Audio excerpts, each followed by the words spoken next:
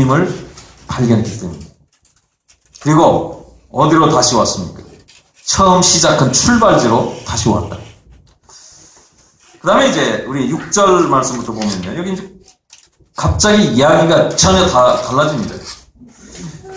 이 갈릴리 지방에 있었던 수넴의 이 여인, 거기에 솔로몬은 이 여인을 만났고 거기에서 구했고 거기에서 사랑을 확인했습니다.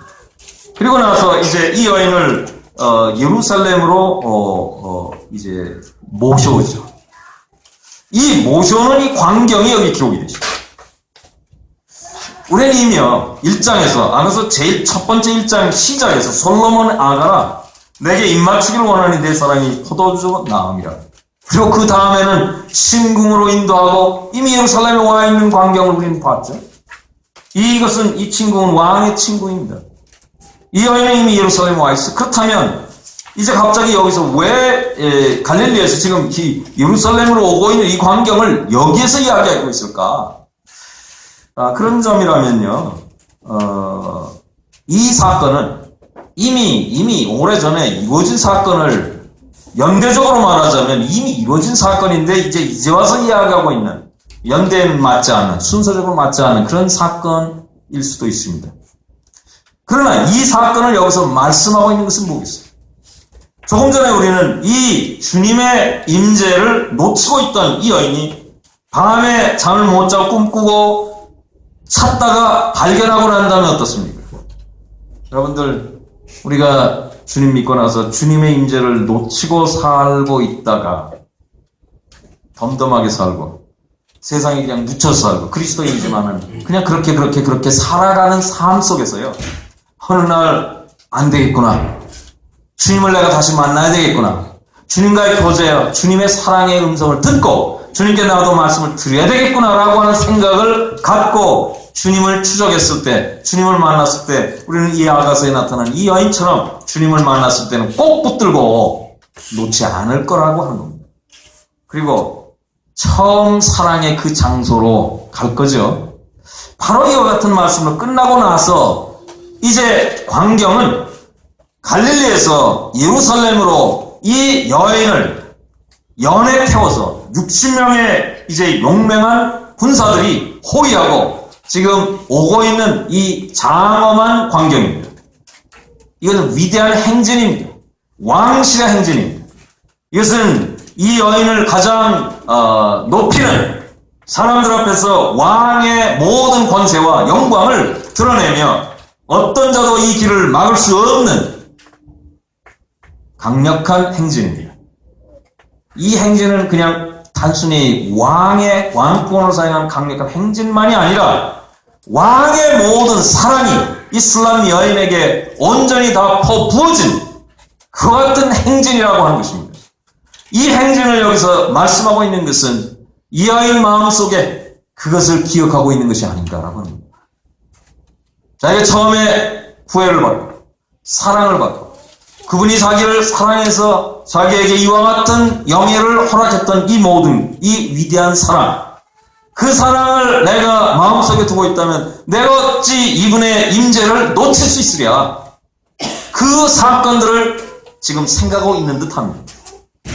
6절 말씀 읽겠습니다. 연기 기둥과도 같고 몰약과 유향의 장사 여러 가지 향품으로 향기롭게도 하고 거친 들에서 온 자가 누구인고. 여기 몰약과 유향이 소개되고 있죠. 연기 기둥이 있습니다. 그 다음에 장사에, 여기 장사라는 말은 무역하는 사람이라는 말이죠.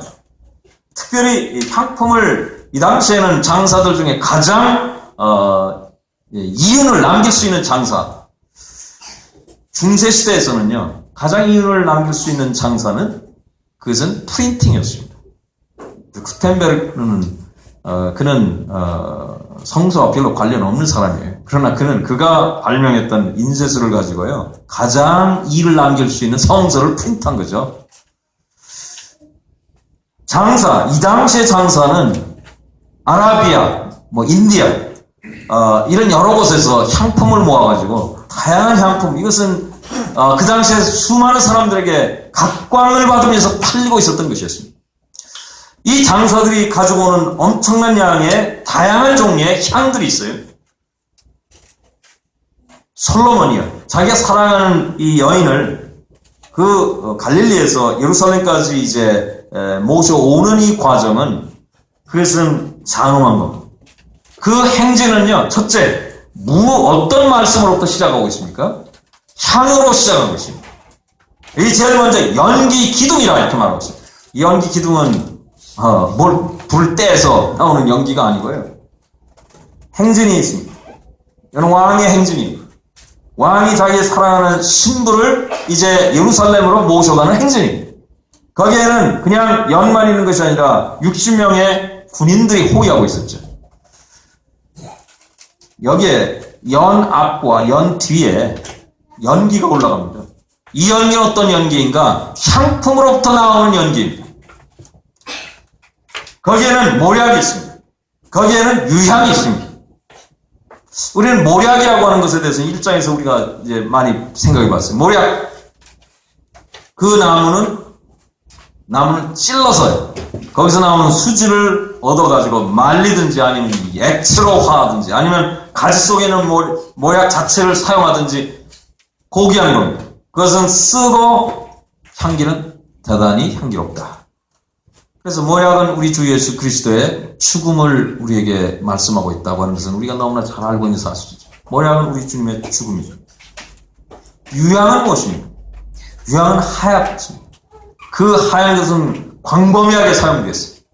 특별히 성소에서요. 제사장들이 사용하는 수많은 향 중에 엄청난 양의 향으로 쓰입니다. 특히 소재에서는요. 반드시 유향이 들어가야 돼요. 이 유향, 그것이 가지고 있는 아름다운 향기는 말로 할 수 없어요. 이 유향을 따라서 우리 주 예수 그리스도의 생애를 통해서 나타낸 향기를 말하고 있습니다. 우리 주님의 이 땅에 오시게 될 때 위대한 영광을 우리는 기억합니다. 우리 주님은 본래 가지고 있는 본질적인 영광, 그것은 영원한 영광입니다. 영원부터 우리 주님께서 소유하고 계시던 본질적인 영광이 있어요. 그러나 우리 주님께서 이 땅에 오시게 될 때, 육신을 입고 오시게 될 때 자기를 가렸습니다. 이 본질적인 영광은 다 가려졌어요. 그럼에도 불구하고 이 땅에 주님이 오셨을 때 나타내 보이신 위대한 영광이 있습니다.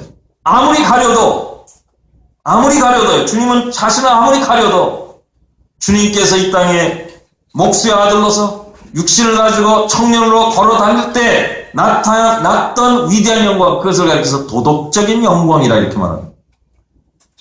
예수님께서 십자가에 돌아가시고 생애 끝에 사실은 완전한 생의 가장 절정인 순간, 그것은 예수님의 죽음입니다. 이 죽음을 통해서 주님께서는 이제 부활하십니다. 그리고 승격되시고 승천하시고 보호자 우편에 지극히 높은 곳에 우편에 앉은 분이 되셨습니다. 세상은 버렸지만 하나님께서는 부활의 능력을 통해서 온 세상에서 이분은 의로운 분이시다. 그리고 그분을 높이셨어요. 자기는 낮아졌지만 하나님께서는 그분을 높이셔서 보호자 우편에 앉아 계시게 하시고 앞으로 이제 심판하시게 될 때 모든 힘으로 그분을 주라 시인하게 하셨고 모든 무릎으로 그분 앞에 꿇게 하신 것이죠. 우리 주님께서 이 땅에 오셨을 때요, 영광이십니다. 그것은 획득한 영광 아닙니다. 획득한 영광이라고는 주님이 십자가에 돌아가시고 난 다음에 얻은 영광입니다. 그래서 우리 주님께서는 본질적인 영광을 가지고 있고 도덕적인 영광을 가지고 있고 획득한 영광을 가지고 있습니다. 그러나 우리 주님이 이 세상에 계실 때 그때는 본질적인 영광이 가려졌어요. 안 보입니다. 그럼에도 불구하고 도덕적인 영광이 드러났다. 이것이 유향입니다. 왜냐하면 유향이라고 하는 것은 우리 주님이 이 땅에 살아가실 때 나타냈던 아름다운 향기이기 때문입니다. 몰약이라고 하는 것은 우리 주님께서 돌아가심으로 인해서 나타내신 위대한 향기. 우리는 유향을 생각하게 될 때 주님의 도덕적인 영광, 우리 주님의 도덕적인 영광은 몇 가지로 한번 생각해 보십시오. 우리 주님께서요, 하늘의 영광을 버리시고 이 땅에 자기를 종의 형체로 인간의 몸을 입고 사람의 모양으로 이 땅에 오셨어요. 허리를 굽히신 것입니다. 허리를 굽힌 겁니다. 이것이 도덕적인 영광입니다. 부유하신 자로서 가난하게 되심은 그의 가난함을 통해서 우리 가난한 자를 부욕케 하시기 위해서라고 말씀하고 있죠. 그분이 허리를 굽혔어요. 그분은 하늘의 영광 가운데 상하궁에서 수천만의 셀 수 없는 천사들로부터 영원적 오랫동안 영광을 받고 오신 분인데 그 모든 영광을 마다하고 우리 인간을 구원하시기 위해서 무엇보다도 아버지 하나님의 영원한 뜻을 이루시기 위해서 이 땅에 오셨어요. 허리를 굽히신 것입니다.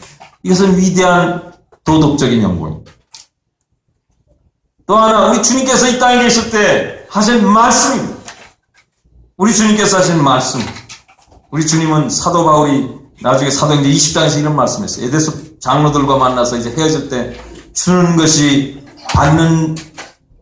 주는 자가 받는 자보다 더 복되다. 이것은 복음서에 없는 말씀입니다. 사도 바울께서 인용하신 말씀. 우리 주님께서 이 땅에 계실 때 하신 말씀을 그대로 인용한 말씀입니다. 우리 주님께서 이 땅에서 말씀하신 그 말씀은 자애로운 말씀입니다. 은혜가 넘치는 말씀입니다. 우리 주님께서 하신 말씀을 들었을 때 사람들은 감탄했습니다. 도대체 어떻게 이와 같은 말씀을 하실 수 있을까?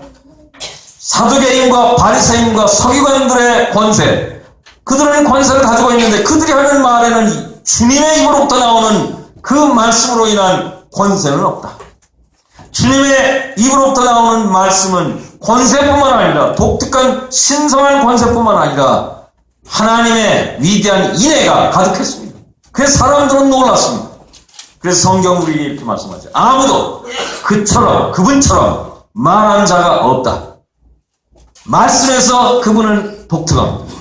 말씀에서 그분을 필적할 수 있는 사람들이 없습니다.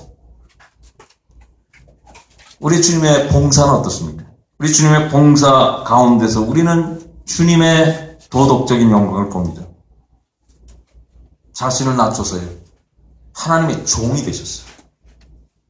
사람의 영광을 나타나서 종이 되셔서 하나님 앞에 종으로 섬기게 될 때 이상의 어떠한 종과 비교할 수 없는 종의 모습으로 주님께서 이 세상을 살아가셨어요. 주님의 종으로서의 충성, 종으로서 주인이 맡긴 일에 대해서 결단해가지고 죽는 순간까지 그 모든 일들을 이루어나간 모든 성실함, 이 충성심에서요. 봉사와 관련해서, 사역과 관련해서 주님이 나타내 보이신 충성은 그것은 말로 할 수가 없어요. 어떠한 인간과 비교할 수가 없는 것입니다. 이것이 바로 주님의 도덕적인 영광입니다. 우리 주님께서 순복하신 일에 있어서요. 하나님과 동등될 것을 여기지 아니하시고 하나님과 동등하신데요. 동등될 것으로 여기지 아니하시고 자기를 낮춰 여호와의 종이 되셨고요. 그리고 하나님의 말씀에 순복했습니다. 어디까지 순복했는가? 빌립보서 2장 우리 그것을 말씀하고 있죠. 순복하시되 십자가의 죽음까지 순복했다. 이 모든 것들은 우리 주 예수 그리스도의 도덕적인 영광이죠. 그분의 도덕적인 영광 안에는 곧바름이 있습니다. 그분 도덕적인 영광 안에 사랑과 또한 부드러움과 신사와 같은 모습. 이 신사라고 하는 것은 한 번 말하면 절대로 그 말을 번복하거나 또한 폐지하지 않는다. 한 번 말한 것에 대해서는 반드시 그 말씀을 지킨다. 이것이 우리 주님 아닙니까? 우리 주님은 정말로 신사이십니다. 우리 주님의 도덕적인 영광 속에 신실함이 있습니다. 또한 도덕적인 영광 속에 우리 주님의 기쁨과 즐거움이 있습니다. 우리 주님이 온유합니다. 겸손합니다. 은혜가 있습니다. 절대로 순복했습니다. 우리 주님께서 의를 나타냈습니다. 철저한 믿음이 있었습니다. 하나님을 100% 의존했습니다. 또한 그분의 말씀을 순종했습니다. 그리고 하나님 앞에 아버지 앞에 철저한 헌신을 했습니다. 그분께서 순결하십니다. 그분께서 행하신 일에는 엄청난 열심 속에서 행하셨다. 이 모든 것들은 우리 주님께서 보여주신 도덕적인 영광입니다. 여기에 우리는 행진이 있는데요. 술람미 여인이요. 향기 가운데서 지금 옮겨지고 있어요. 앞에도 향기, 뒤에도 향기. 어떤 향기입니까? 모략과 유향의 향기. 그것은 주인의, 왕이신 주인의 어떠한 향기인가? 우리 주 예수 그리스도께서 여러분과 저를 신부로 맞이해서요, 이제 인도합니다. 혼인의 날까지 인도합니다. 오늘 저희들이 지금 이 세상에서 행진하고 있습니다. 여기에 몰약과 유향의 향기가 우리 앞과 뒤에 가득하다 그 말입니다. 그것은 얼만큼 가득한가? 그것은 연기기둥같이럼 가득하다. 그 연기기둥이 항상 연약할 때 앞뒤로 에워싸고 있다. 우리는 예수 그리스도의 놀라운 생애와 예수 그리스도의 위대한 죽음, 그것이 나타내는 위대한 향기, 이것을 우리는 이 세상의 이 거친들을 우리가 통과하게 될 때 우리가 나타내는 것이죠. 그래서요, 장사의 여러 가지 향품으로 향기롭게 한 이 행렬이 이제 지나가게 될 때 사람들이 보았습니다. 사실은 이 행진은 수냄, 이 갈릴리 지방 이 수냄에서부터 시작했어요. 요단 골짜, 요단강을 끼어서 이 요단 골짜기를 따라서요, 여기 낮은 지대를 따라서 내려오다가 예루살렘과 요단강 건너 여리고가 있어요. 그 사이에 예루살렘 거의 가까이 와서 광야가 있습니다. 이 광야를 지나게 될 때 이 주행 루트 속에 거기에 광야가 있다면 예루살렘 거의 다 왔을 때 사람들이 이 행렬을 보고 이 거친들에서 오는 저 여인이 누군가, 특별히 거친들에서 오는 차라고 말씀합니다. 이것은 여인입니다. 이 거친들에서 오는 저 여인은 누군가? 우리 주님이여 우리를 신부로 모셔가고 있습니다. 우리를 그렇게 높여주셨어요. 우리에게 영예를 주셨습니다. 그래서 우리는 어딜 지나가고 있습니까? 거친 들을 지나가고 있습니다. 왜 거친 들일까? 왜냐하면요, 이 거친 들은 경작이 되지 않기 때문입니다. 거친 들에는요, 사람이 살지 않습니다. 그래서 거기 고독한 곳입니다. 거기는 모든 조건이 악조건이죠. 그래서 거친 들에서는요, 노동을 해도 효과가 없어요. 거기에는 많은 고통이 있습니다. 거기에는요, 많은 슬픔이 있습니다. 이 거친들에는 또한 위험이 있습니다. 거친들에는 음식도 없고요, 마실 물도 없어요. 우리는 이스라엘 백성이 광야를 어떻게 통과했는지 잘 알죠. 그 모든 특징들이 거친들, 이 광야에 있습니다. 이 거친들에서 오고 있다. 사실은요, 우리에게는 두 가지 종류의 거친들이 있습니다. 하나는 우리 속에 있는 거친들이 있어요. 우리 구원받아도 아직도 육적인 생각들, 아직도 세상적인 그와 같은 생각들, 아직도 주님께서 원하시는 신령한 그런 것으로 도달하지 못한 저속한 육적인, 그리고 나 자신의 생각에 의존하는 이와 같은 모든 비루한 것들, 이거 다 거친들입니다. 내 속에 있는 거친들이에요. 우리는 거기서 나와야 된다. 거친들에서 나오는 여인이 누군가? 안에 있는 거친들에서부터 우리 나와야 된다. 또 하나는 밖에 있는 거친들이 있어요. 우리 주변에, 우리는 이 세상에 살아가는데 지금 이 광야를 생각해 볼 때 많은 어려움이 있습니다. 많은 위험이 있습니다.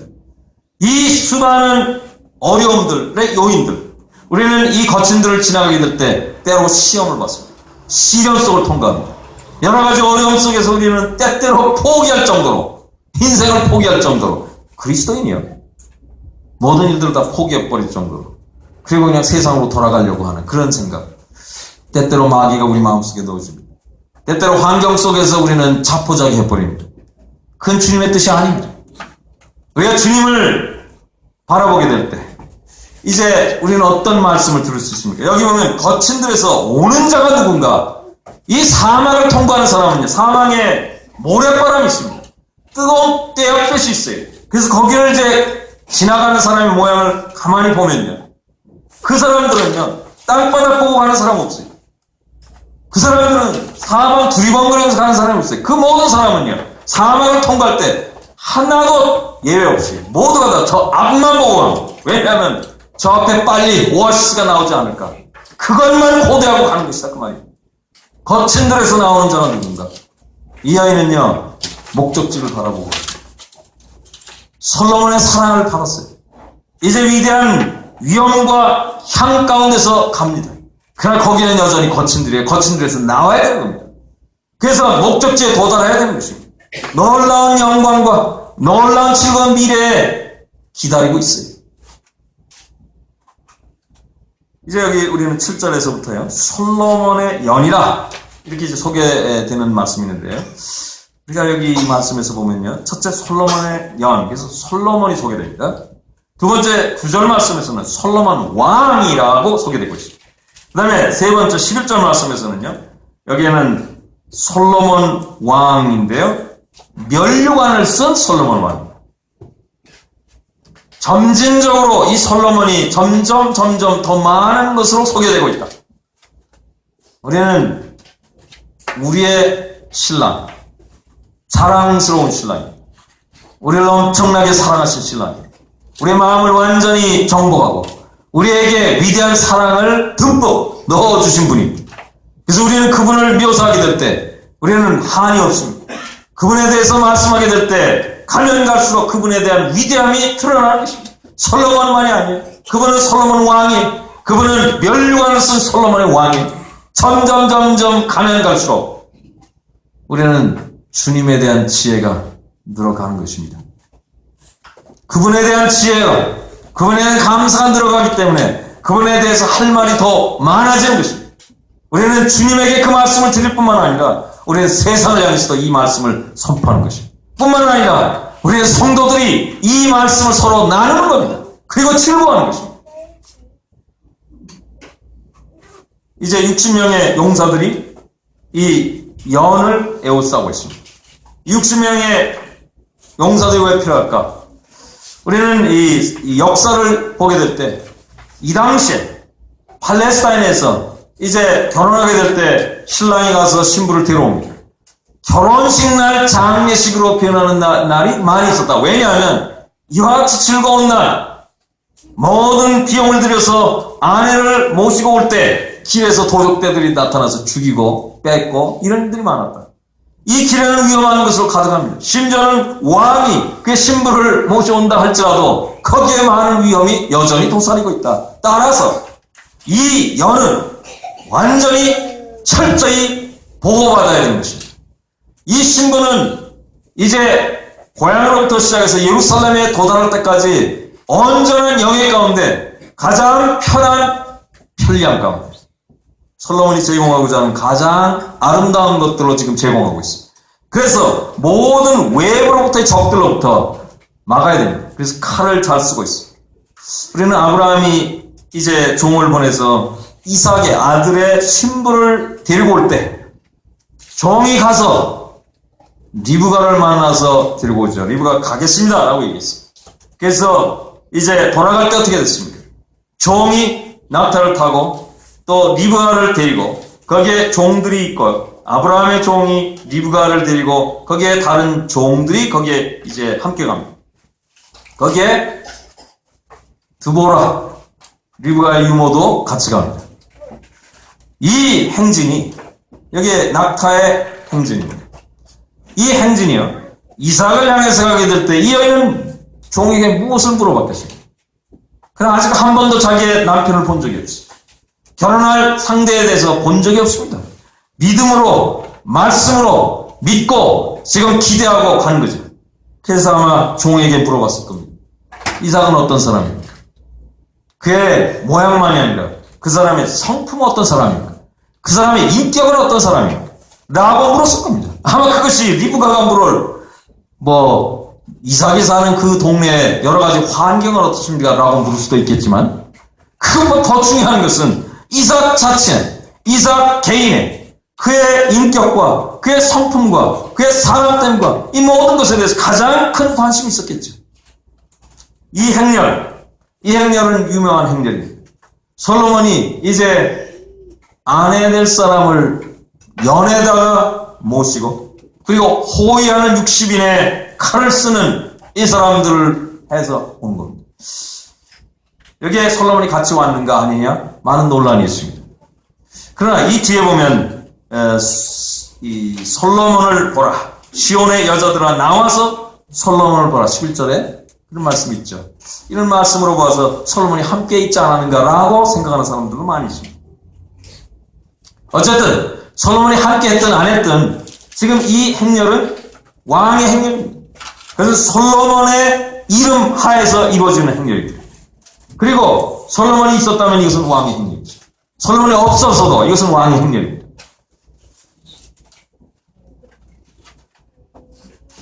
아브라함의 종이요, 리브가 함께 오게 될 때 거기에 많은 대화가 있었을 것이다. 우리는요, 이 행렬 속에서요, 이 행렬이 이제 오게 될 때 여기에 60인의 칼 쓰는 사람이 있습니다. 이 행렬은요, 거친 들을 통과하는 행렬입니다. 우리는 이 모습을 우리가 가만히 생각해 보게 될 때 오늘날 우리는 그리스도의 신부입니다. 이제 우리는 앞에 있는 결혼을 향해서 지금 거친 들을, 광야를 통과하고 있습니다. 여기에 우리 가운데는 호위하는 60인의 능한 사람들이 있다. 그들은 칼을 쓰는 사람입니다. 하나님의 말씀, 칼이죠. 하나님의 말씀을 선포하는 사람. 이 행렬을 보호하는 이 위대한 힘은 하나님의 말씀으로부터 나옵니다. 모든 원수는 그들로 인해서, 칼로 인해서 격파되는 것입니다. 솔로몬의 60인의 호위병을 이길 수 있는 사람들은 없어요. 그것을 솔로몬은 확실히 알고 있습니다. 신부의 여행은 안전한 여행입니다. 그래서 오늘날 저희들이 그런 여행을 하고 있습니다. 주님이 우리에게 주시는 위대한 은혜가 그것입니다. 그래서 우리는 하나님의 말씀이 복음을 통해서 또는 하나님의 진리의 말씀이 이제 위대한 말씀으로 사람들에게 전파되어야 됩니다. 우리는 그것을 통해서 우리 자신을 방어하고 하나님의 위대한 영광이 계속해 드러나도록 해야 되는 것입니다. 우리 개인에게, 우리 교회에게 하나님의 말씀은 절대로 필요한 것입니다.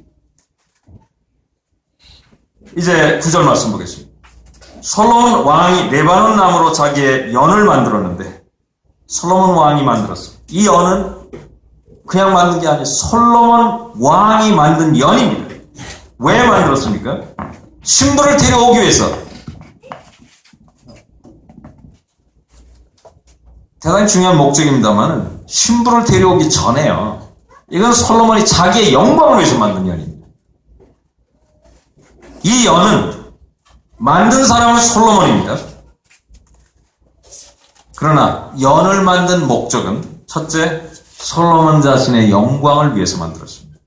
둘째, 우리는 이 말씀에서요, 10절 말씀에서 하반절에요, 예루살렘 여자들을 위하여 사랑으로 입혔다, 이런 말씀이 있어요. 우리 개역 성경의 번역은 조금 미흡하다고 생각합니다. 그래서 우리 개역 성경 예루살렘 여자들의 사랑이 입혔다, 이렇게 말씀하고 있는데, 이것이 이 다른 이제 번역에서는 예루살렘 여자들을 위한 사랑이다, 이렇게 되어 있습니다. 다시 말해서요, 이 연은 솔로몬이 자기 영광을 위해서 만들었을 뿐만 아니라 예루살렘 여인들의 유익을 위해서 만들었다, 그들의 사랑을 위해서 만들었다라고 하는 겁니다.